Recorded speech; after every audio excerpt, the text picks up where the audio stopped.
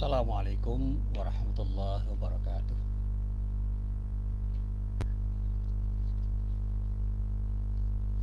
Alhamdulillahirabbil alamin. Wassalatu wassalamu ala khatamil anbiya'i wal mursalin nabiyyina Muhammadin wa ala alihi wa sahbihi ajma'in amma ba'd. Para jamaah yang dirahmati Allah, alhamdulillah pada petang hari ini kita bisa berjumpa lagi dalam kajian rutin yang dalam acara ini memang didesain 2 minggu sekali tiap hari Senin, dan kita tetap akan mengkaji hadis-hadis Nabi Muhammad SAW yang telah dinukil oleh Imam An-Nawawi di dalam kitab Riyadhus Shalihin. Hari ini kita akan bicara tentang arti penting ridho suami terhadap istri. Nah, para jamaah yang dirahmati Allah, ada sebuah hadis yang diriwayatkan oleh Imam At-Tirmidzi. Sebuah hadis yang berasal dari salah seorang sahabiyah namanya Ummu Salamah. Dinyatakan di dalam hadis itu, an Ummi Salamata radhiyallahu anha qalat, dari Ummu Salamah, semoga Allah ridha padanya, beliau pernah menyatakan, qala Rasulullah sallallahu alaihi wasallam, suatu saat Rasulullah sallallahu alaihi wasallam itu pernah bersabda.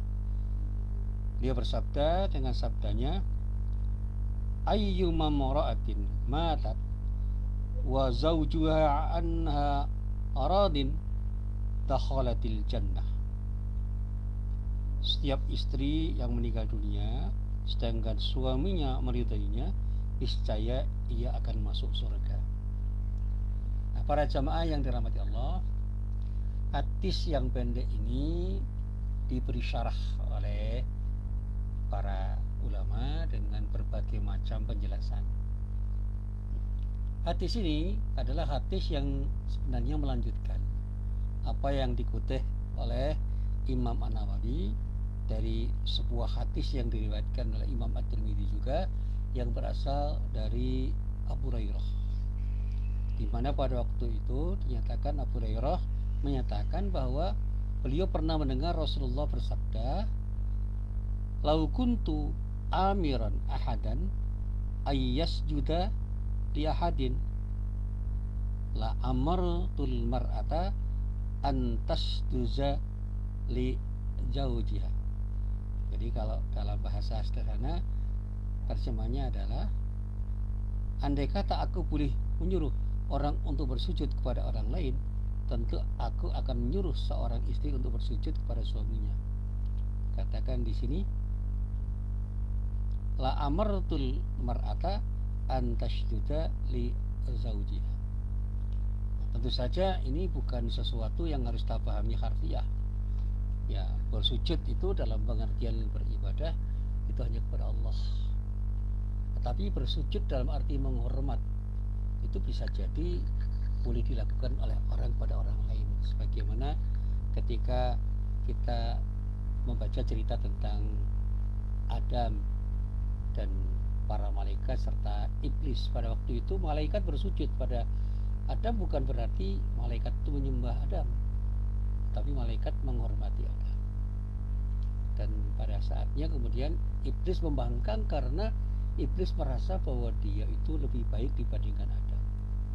Adam itu diciptakan dari tanah sementara dia tercipta dari api, maka dia punya kesimpulan bahwa dialah yang lebih utama dibandingkan Adam.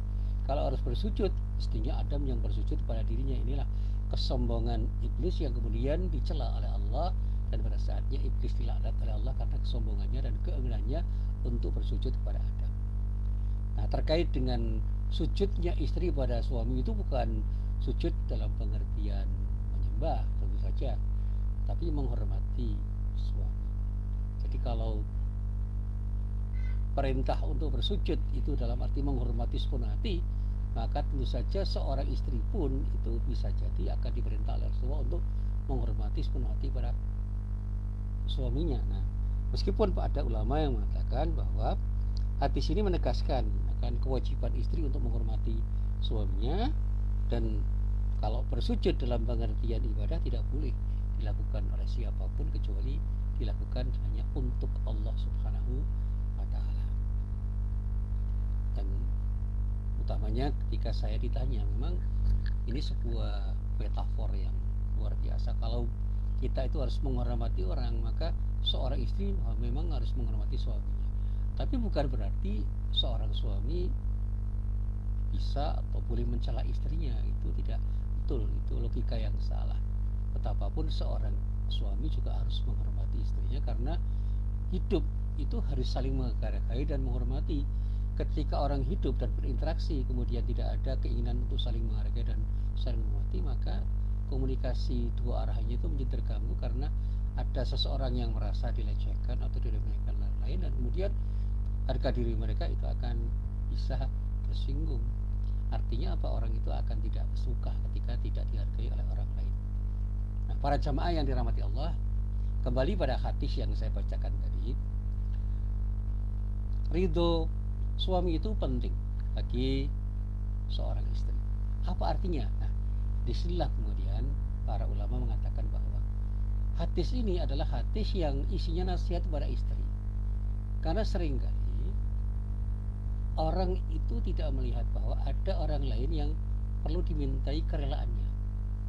Sehingga ketika seorang istri itu punya keinginan untuk melakukan sesuatu, maka keinginan itu mestinya dikomunikasikan dengan suaminya, sehingga suaminya mengerti dan kemudian suaminya itu ridho terhadap apa yang dimaui oleh istrinya.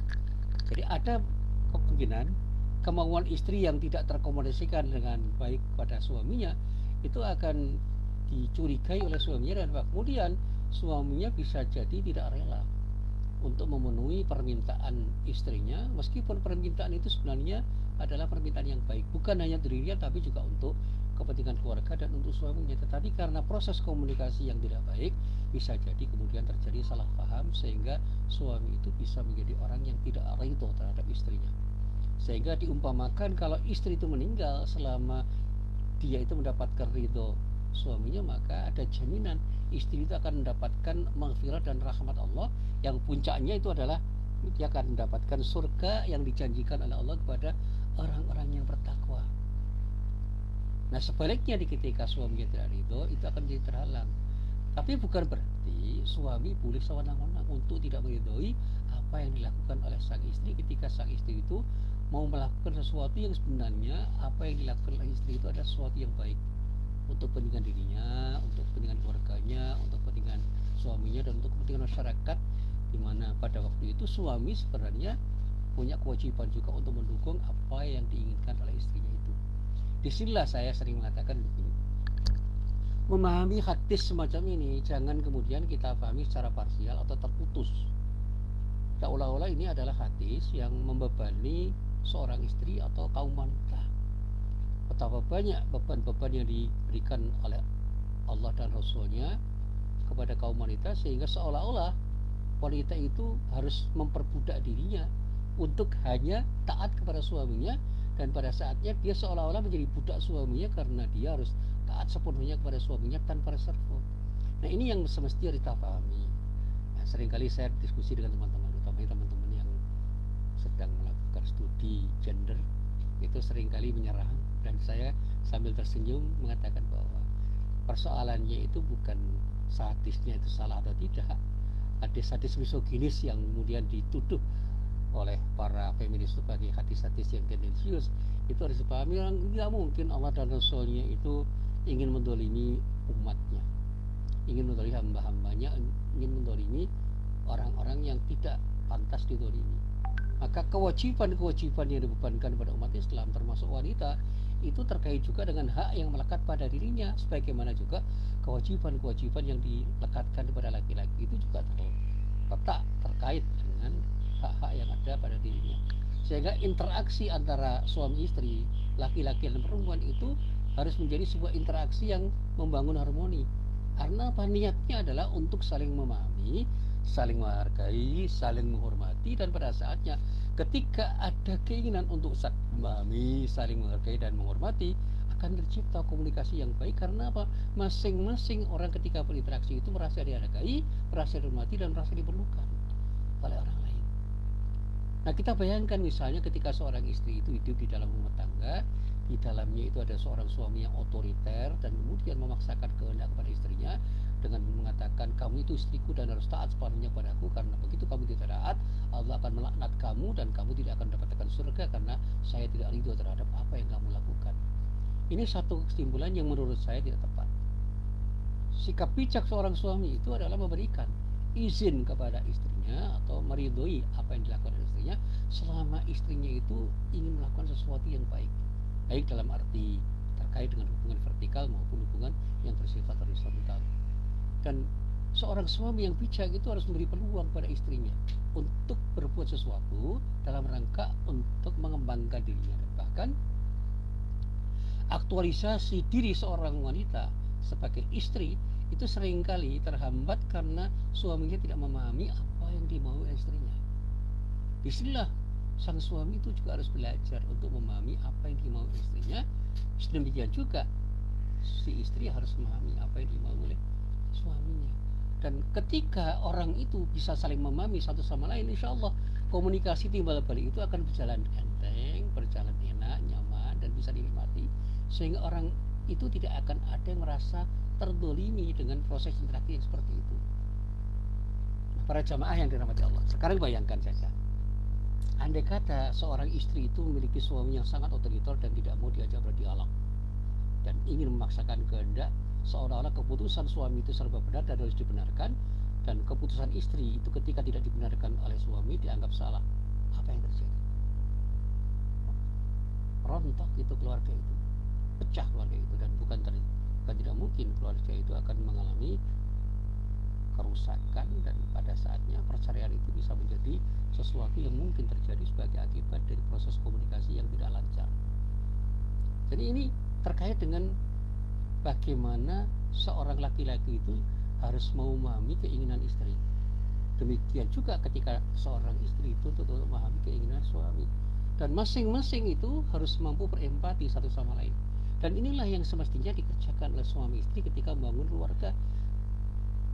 Ketika kita menginginkan adanya keluarga sakinah, konsep sakinah itu tidak bisa lepas dari konsep yang terkait dengan persoalan cinta kasih timbal balik yang betul-betul lahir dari lubuk hati yang paling dalam. Saya sering mengatakan, mawaddah dan rahmah itu adalah cinta kasih timbal balik yang pada akhirnya melahirkan keinginan untuk saling memberi, bukan hanya keinginan untuk saling meminta. Nah, seringkali orang itu memahami bahwa cinta itu berarti adalah sesuatu yang menjadikan orang itu bisa menuntut orang yang mencintai untuk memberikan yang terbaik. Sementara dia tidak paham ketika orang itu mencintai, seharusnya dia betul-betul punya keinginan untuk memberikan yang terbaik pada yang dicintainya. Ketika seorang suami itu mencintai istrinya dengan betul-betul, artinya dengan tulus, dia seharusnya berpikir untuk memberikan sesuatu yang terbaik pada istrinya. Demikian juga seorang istri, ketika dia itu mencintai suaminya, dia harus berpikir bagaimana dirinya harus memberikan sesuatu yang terbaik pada suaminya, jangan hanya menuntut. Dan tuntutan-tuntutan yang kemudian seolah-olah itu akan bisa diberikan atas nama cinta, itu justru akan membebani. Misalnya kita katakan, wahai suamiku, karena engkau mencintaiku, tolong buktikan cintamu padaku. Dia tidak pernah bertanya, wahai diriku, karena engkau mencintai suamimu, apa yang pernah dan telah kau berikan pada suamimu sebagai bukti cintamu padanya. Ini kalau kita gambarkan luar biasa itu. Seorang istri mestinya bertanya kepada dirinya, apa yang bisa diberikan oleh seorang istri pada suaminya dengan pemberian yang terbaik, sehingga suami itu merasa menjadi suaminya yang dihargai, dihormati oleh istrinya. Demikian juga seorang suami yang baik itu adalah suami yang selalu berpikir untuk memberikan sesuatu yang terbaik pada istrinya, sehingga istrinya itu merasa dihargai dan dihormati oleh suaminya. Dan hubungan timbal balik seperti ini itu akan melahirkan sakinah di dalam keluarga, sehingga ketenangan hidup itu akan terjadi sebagai akibat dari adanya cinta kasih yang tulus dari masing-masing keduanya, yang kemudian tertuang menjadi keinginan untuk saling memberi, dan keinginan itu adalah keinginan yang tulus muncul dari lubuk hatinya untuk memberikan sesuatu yang terbaik pada masing-masing pihak. Dan ketika kita itu mau memberikan sesuatu yang terbaik pada orang lain, maka orang lain yang kita beri pun akan berpikir untuk memberikan sesuatu yang terbaik pada diri kita. Mestinya kita harus berpikir bukan bagaimana kita mengambil dulu, tetapi bagaimana kita memberi. Jadi nalar take and give itu kita balik aja, give and take. Bagaimana aku memberi, maka aku pun akan bisa meminta kepada orang yang pernah aku beri, tanpa aku harus mengatakan sesuatu kepada orang yang pernah saya beri. Karena apa? Nurani orang itu akan bicara. Nah, para jamaah yang dirahmati Allah, hadis yang semakna dengan ini banyak sekali itu. Bagaimana konsep ridho itu selalu dikaitkan dengan sikap bijak orang untuk melihat sesuatu dan mengiyakan sesuatu yang dia lihat sebagai sesuatu yang memang harus dia relakan untuk dia katakan iya. Dan kita tidak boleh menuntut orang untuk melakukan sesuatu yang semuanya serba kita senangi. Kalau kita menuntut seperti itu egois namanya. Aku akan ridho kalau kamu memberikan sesuatu yang saya senangi. Ketika kamu tidak mau memberikan sesuatu yang kusenangi, maka aku tidak akan ridho padamu. Itu sikap egois, dan ikut itu bukan cinta. Kalau cinta itu kita katakan dengan I love you, saya cintai kamu. Kalau kita itu selalu berpikir untuk meminta kepada orang, dan orang yang kita minta itu harus memberikan sesuatu yang terbaik untuk kita supaya kita ridho, itu bukan cinta yang betul. Itu bukan I love you, tapi I love myself. Saya cintai diriku. Karena aku cintai diriku, maka kamu pun harus memberikan sesuatu yang terbaik untukku supaya aku puas. Ini namanya memperbudak orang yang seolah-olah kita cintai, padahal bukan kita cintai, tetapi menjadi budak cinta kita kepada diri kita sendiri. Dan seorang suami yang menuntut istri untuk memuaskan dirinya itu bukan mencintai suami, mencintai istrinya, tapi mencintai dirinya dan memperbudak istrinya. Demikian juga nanti kalau kita bicara tentang istri. Istri yang selalu menuntut untuk suaminya pada suaminya untuk memberikan yang terbaik pada dirinya, sementara dia tidak pernah berpikir untuk memberikan yang terbaik pada suaminya, dia itu sesungguhnya tidak mencintai suaminya. Dia mencintai dirinya dan menjadikan suaminya itu sebagai budak untuk membuat dirinya senang. Sehingga yang terkata, yang diucapkan dengan I love you itu bohong. Dia hanya harus mengucapkan I love myself. Disebabkan aku cintai diriku, maka kamu saya haruskan, saya wajibkan untuk memberikan sesuatu yang terbaik untuk diriku supaya aku senang. Sekali lagi, itu kebohongan. Tidak ada cinta di situ. Yang ada adalah sikap untuk memperbudak orang supaya kita mendapatkan yang terbaik dari orang yang seolah-olah kita cintai, padahal kita sedang mencintai diri kita, untuk kemudian memperbudak orang supaya cinta kita kepada diri kita tersalur menjadi sesuatu yang membuat diri kita semakin senang. Termasuk ketika kita menuntut. Seorang suami yang menuntut istrinya untuk selalu berbuat baik pada dirinya dalam rangka memuaskan dirinya, itu persis dengan seorang istri yang juga harus yang akan selalu menuntut suaminya untuk berbuat baik pada dirinya, tanpa dia harus berpikir untuk memberikan yang terbaik pada suaminya. Sekali lagi, mari kita renungkan, apakah yang selama ini kita berikan kepada suami kita sebagai seorang istri sudah kita berikan dengan pemberian terbaik? Demikian juga ketika kita sebagai suami, sudahkah kita memberikan sesuatu yang terbaik pada istri kita, sehingga istri kita pun akan memberikan yang terbaik untuk diri kita? Sebagaimana juga tadi saya katakan, seorang istri yang berharap akan mendapatkan perlakuan yang terbaik dari suaminya, mestinya harus berpikir dulu, apa yang bisa saya berikan kepada suami saya dengan pemberian yang terbaik untuk beliau. Nah, para jamaah yang dirahmati Allah, memang hadis-hadis tentang masalah itu banyak sekali ya. Saya katakan bahwa di dalam kitab Riyadhus Shalihin itu rangkaiannya banyak sekali. Hadis-hadis selanjutnya itu juga menjelaskan persoalan yang terkait dengan masalah itu. Bagaimana seorang istri itu diharapkan untuk tidak menyakiti suaminya dengan kata-kata dan tindakan yang membuat suami tidak ridho. Dan kalau ini dikembangkan, suami juga begitu. Bagaimana seorang suami itu berpikir untuk tidak menyakiti istrinya, menyakiti dengan kata-kata atau menyakiti dengan tindakan yang berulang menjadikan istrinya itu bersedih atau berduka, tidak berbahagia karena perilaku dari suami itu.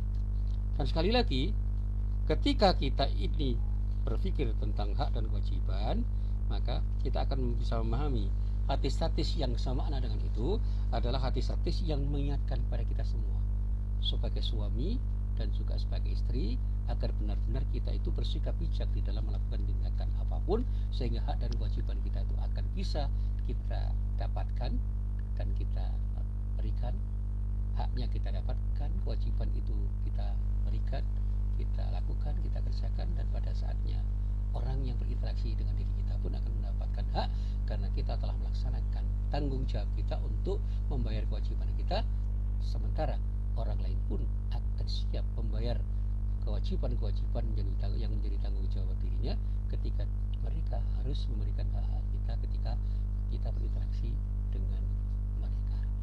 Inilah sesuatu yang seringkali saya gambarkan untuk menjelaskan bagaimana relasi suami istri itu harus dibangun dengan cinta kasih yang tulus dari lubuk hati yang paling dalam, sehingga sakinah dalam keluarga itu akan tercipta sebagai akibat dari cinta kasih yang mendalam yang lahir secara terus dari lubuk hati yang paling dalam. Sekali lagi, inilah apa yang bisa saya sampaikan sebagai pengantar pengajian pada petang hari ini. Mudah-mudahan bermanfaat. Billahi taufik wal hidayah. Assalamualaikum warahmatullahi wabarakatuh.